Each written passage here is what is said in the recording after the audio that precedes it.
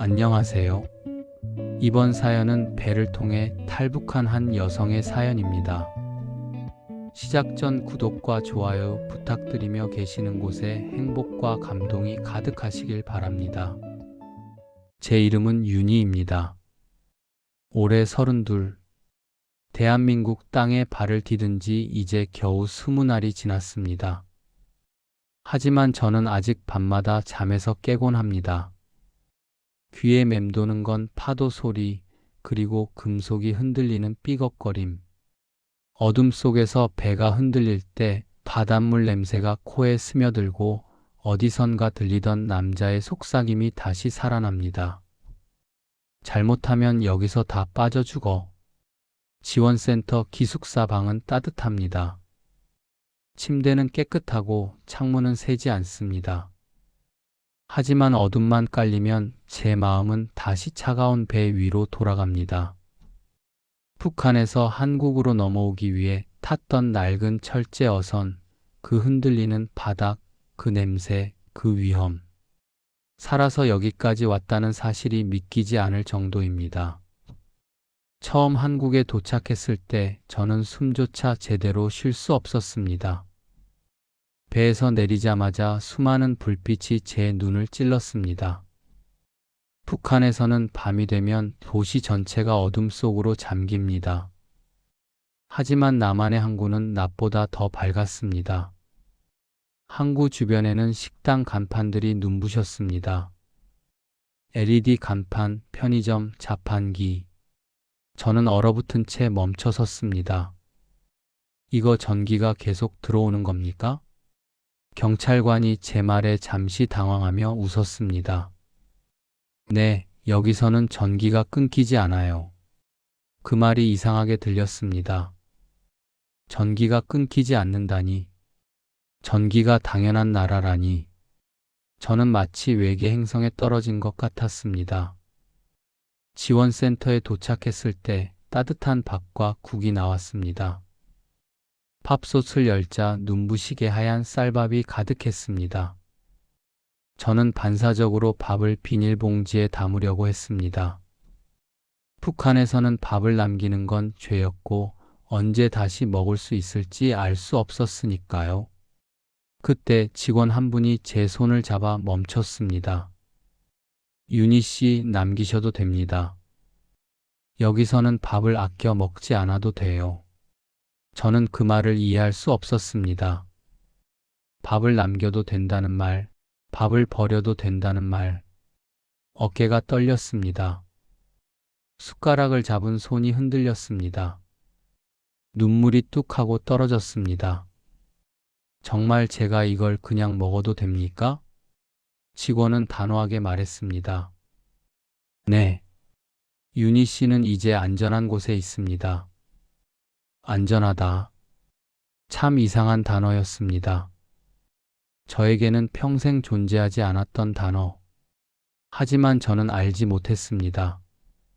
그날 밤부터 제 마음속 어디엔가 잠들어 있던 공포와 기억들이 깨어나기 시작한다는 걸.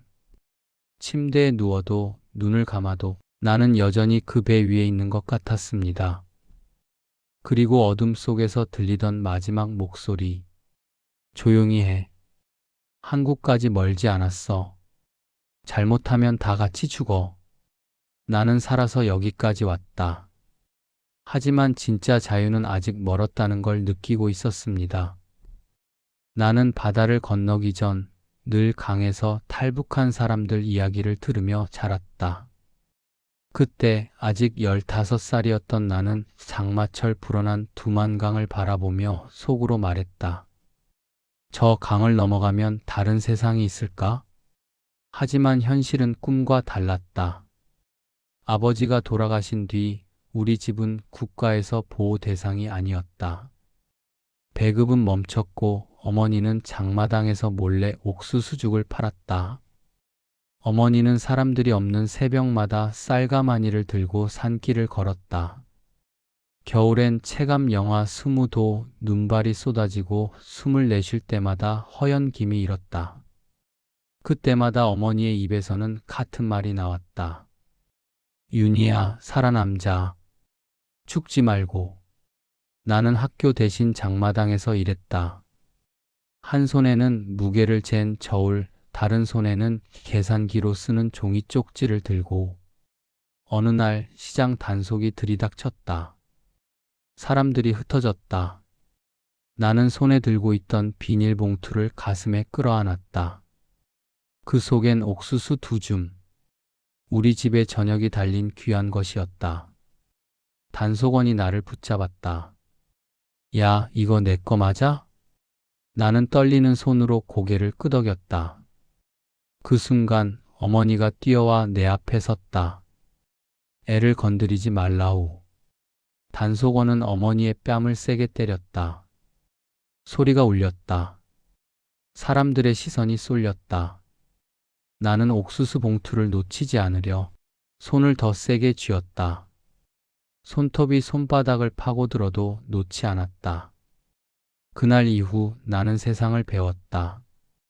가난한 사람의 눈물에는 나라가 없다. 그리고 또 하나, 굶주림은 사람을 침묵하게 만든다. 어머니는 어느 날 밤늦게 돌아와 조용히 말했다. 윤희야, 평양 간부가 내 사진을 보자고 했대. 나는 무슨 말인지 이해하지 못했다. 사진이 왜 필요해요? 어머니의 눈동자에서 공포가 보였다. 그곳에 간다는 건 다시 돌아오지 못한다는 것이야. 그 말의 의미를 단번에 알았다. 기쁨조 선발이라는 소문을 들은 적이 있었다. 그날 밤 나는 처음으로 어머니에게 말했다. 엄마, 우리 여기서 나가요. 어머니는 오래도록 대답하지 않았다. 그리고 결국 아주 천천히 고개를 끄덕였다. 우리가 처음 브로커를 만난 곳은 장마당 뒤편 허물어진 창고였다. 창고 문틈 사이로 바람이 스며들었고 낡은 전구는 언제 꺼질지 모르는 불빛을 깜빡였다. 남자는 낮은 목소리로 말했다. 남조선? 가고 싶으면 조건이 있어. 그의 눈빛은 냉혹했다. 순간 가슴 밑바닥이 싸늘해졌다. 돈과 절대 질문하지 않는 것. 어머니는 사라진 말버릇처럼 고개를 끄덕였다. 우리는 가진 걸 모두 털어 브로커에게 건넸다. 오랜 세월 모은 금반지와 장사 자금, 마지막 비상금까지. 브로커는 돈을 세고 피식 웃었다. 목숨값 치고는 싼 편이네. 나는 순간 어머니의 손을 꽉 잡았다. 하지만 어머니 손은 이미 식어 있었다. 며칠 뒤 밤이 깊어지자 브로커가 나타났다. 지금부터 내가 하라는 대로만 해. 뒤돌아보면 죽는다.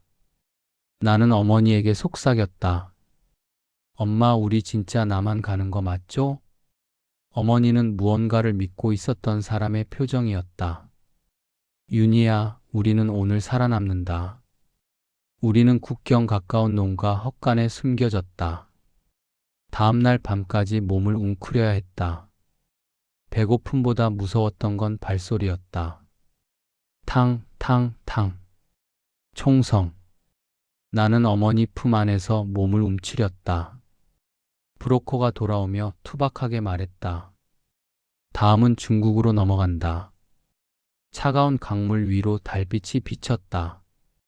우리는 물가에서 줄 하나를 잡고 강을 건넜다. 물은 허리까지 차올랐고 얼음 조각들이 다리에 부딪혔다. 한 발 한 발 디딜 때마다 심장이 미친 듯이 뛰었다. 살아서 이 강을 건너야 한다. 하지만 강을 건너자 새로운 지옥이 기다리고 있었다. 중국 땅이 눈앞에 보일 때 브로커가 속삭였다. 저기 조명 보이지? 공안이다. 그는 우리를 급히 잡아당기고 숨어서 기다렸다. 한 줄기의 손전등 불빛이 우리 발치까지 다가왔다. 나는 숨을 멈췄다. 불빛이 멀어지자 브로커가 재촉했다. 빨리 가. 잡히면 푹송이다. 푹송. 그 단어 하나가 우리를 미치도록 뛰게 했다. 모래 위를 달리고 숨이 턱까지 차오를 정도로 달리고 넘어지면 다시 일어서서 달렸다. 그렇게 우리는 중국 땅을 밟았다. 그리고 그날 밤, 브로커는 또 다른 말을 꺼냈다.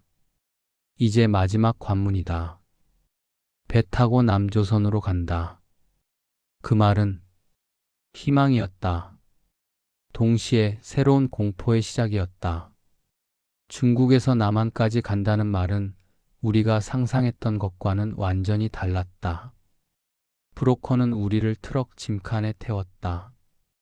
철제 벽으로 둘러싸인 좁은 공간, 창문도 없고 공기도 거의 들어오지 않았다.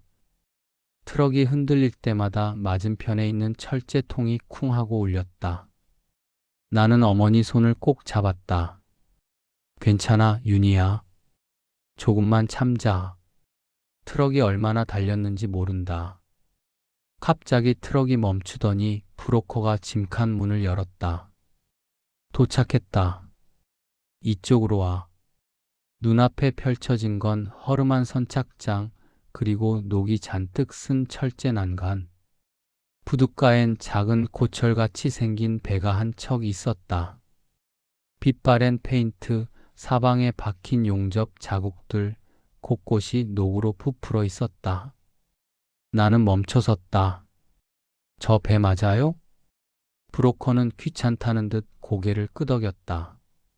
싫으면 여기 남던가. 선택은 자유니까. 어머니가 말했다. 윤희야, 타자. 나는 어머니 손을 꼭 잡고 배에 올랐다. 배 안은 어둡고 냄새가 났다. 기름과 썩은 물 냄새, 그리고 비린 냄새. 갑판에 발을 올리자 삐걱거리는 금소금이 울렸다. 우리 정말 살아남을 수 있을까? 선장이 나타났다. 눈매가 날카롭고 입에는 담배를 물고 있었다. 규칙은 하나.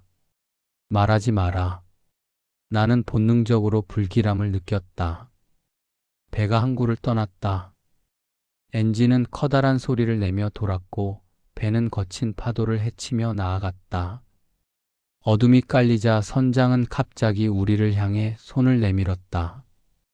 돈 더 내놔. 브로커가 대신 말했다. 이미 다 냈습니다. 선장은 비웃었다. 그래서 더 못 낸다는 거야? 그의 눈빛이 차갑게 변했다. 여긴 공해상이다. 떨어져 죽어도 아무도 모른다. 나는 숨이 막혔다. 선장의 목소리는 차분했지만 미친 듯이 위험했다. 지금 가진 거 다 내놔. 아니면 바다에 버린다. 어머니가 들고 있던 작은 보자기를 꺼내 놓았다. 안에는 우리가 마지막으로 숨긴 작은 금목걸이와 현금 몇 장이 있었다. 선장이 그것을 낚아채며 말했다. 이 정도면 살아갈 희망이 있다. 그는 꼭 필요 없다는 듯 금목걸이를 바다로 던져버렸다. 첨벙. 나는 비명을 질렀다. 그건 우리 전부였어요. 선장은 가까이 다가와 내 턱을 잡았다. 살아남고 싶으면 조용히 해. 나는 몸서리가 쳐졌다. 그의 손이 차고 거칠었다. 윤희야, 고개 숙여. 어머니가 내 어깨를 힘껏 잡았다. 나는 입술을 깨물고 고개를 숙였다. 그 순간 갑자기 배가 크게 흔들렸다. 거친 파도가 배에 부딪혔다. 물방울이 갑판 위로 쏟아지고 철제판이 떨렸다. 쾅쾅. 선장이 소리쳤다. 싹 조용히 해. 잘못하면 뒤집힌다. 어머니는 두 손으로 내 몸을 감싸며 말했다. 윤희야, 끝까지 버티자. 나는 떨리는 목소리로 물었다. 엄마, 우리 정말 남한 갈 수 있을까요? 어머니는 한 번도 본 적 없는 표정으로 대답했다. 나는 모르겠다. 하지만 돌아갈 생각은 없어. 그 말이 가슴 깊이 박혔다. 그날 밤 파도 소리가 우리를 덮쳤다. 살아야 한다. 그 외에는 아무 생각도 들지 않았다. 바다는 갑자기 변했다. 조용하던 수면이 뒤틀리기 시작했고 배의 바닥이 흔들렸다. 금속판이 꽝 하고 울렸다. 하늘이 음산하게 변하더니 바람이 살을 베듯 불어닥쳤다. 선장이 갑판으로 뛰어나와 소리쳤다. 태풍 온다. 다들 붙잡아. 나는 갑판 난간을 붙잡았다. 비가 바늘처럼 쏟아졌고 파도는 괴물처럼 솟구쳐 배 옆을 내려쳤다. 어머니는 나를 감싸 안았다. 손이 떨리고 있었지만 그 손길은 단단했다. 윤희야, 절대 놓으면 안 돼. 파도 한 번에 배가 통째로 떠올랐다가 떨어지는 느낌. 바닥이 미끄러워 발이 휘청였고 몸이 공중으로 뜨는 것 같았다. 갑판 위에서는 다른 사람들의 비명과 울음이 뒤섞였다. 살려줍시오. 제발. 선장은 손에 밧줄을 들고 있었다. 그는 우리에게 소리쳤다. 줄 잡아. 안 그러면 바다로 떨어진다. 나는 밧줄을 잡았지만 손이 젖어 미끄러졌다. 척! 손에서 밧줄이 빠져나갔다. 배가 기울어지며 나는 난간에서 떨어질 뻔했다. 어머니가 내 팔을 붙잡았다. 윤희야. 그 차가운 손, 얇고 마른 손. 나는 그 손만을 믿고 있었다. 그러나 갑판 위 가장 거센 파도가 몰아치는 곳에 선장이 혼자 서 있었다. 그는 엔진을 조종하며 파도와 싸우고 있었다. 이러다 뒤집힌다. 갑자기 더 큰 파도가 배를 덮쳤다. 천둥 같은 소리와 함께 검은 물이 배 전체를 덮었다. 나는 숨을 쉴 수가 없었다. 바닷물에 휩쓸려 몸이 밀려나갔고 난간을 놓쳤다. 몸이 공중으로 떠올랐다. 끝인가? 그 순간 거친 손이 내 팔을 잡았다. 선장이었다. 놔라. 떨어지면 죽는다. 그의 얼굴은 비에 젖어 있었고 비명처럼 외쳤다. 살고 싶으면 잡아. 그는 나를 끌어올리며 난간 쪽으로 밀었다. 나는 난간 위로 몸을 올렸다. 선장은 다시 조타실로 달려가며 외쳤다. 버텨. 곧 한국 해역이다. 그러나 바다는 멈추지 않았다. 파도는 계속 배를 때렸고 갑판 위의 짐이 바다로 떨어졌다. 쾅! 배가 한쪽으로 기울었다. 다른 사람들이 비명을 지르며 미끄러져 갔다. 어머니가 나를 끌어안았다. 괜찮아. 괜찮다, 윤희야. 하지만 나는 어머니의 떨리는 등을 느꼈다. 어머니도 무서웠다. 갑자기 선장이 외쳤다. 육지 불빛이다. 모두가 고개를 들었다. 멀리 아주 멀리 빛이 보였다. 나는 그것이 어떤 의미인지 알고 있었다. 한국이다. 파도는 여전히 배를 밀어붙였지만 그 불빛을 보는 순간 이상하게도 힘이 났다. 윤희야, 조금만 더 버티자. 어머니는 내 손등을 쓰다듬었다. 나는 그 손을 꽉 잡았다. 선장의 외침이 들렸다. 저기다. 방향 유지해. 배는 거친 파도를 뚫고 달렸다. 바람은 우리를 밀어냈지만 배는 앞으로 나아갔다. 그리고 마침내 파도 소리보다 더 강하게 들리는 엔진음이 들렸다. 한국 해양경찰입니다. 배를 멈추세요. 선장은 무릎을 꿇었다. 나는 난간을 붙잡은 채 울고 있었다. 배가 멈췄을 때 나는 어머니에게 속삭였다. 우리 살았어.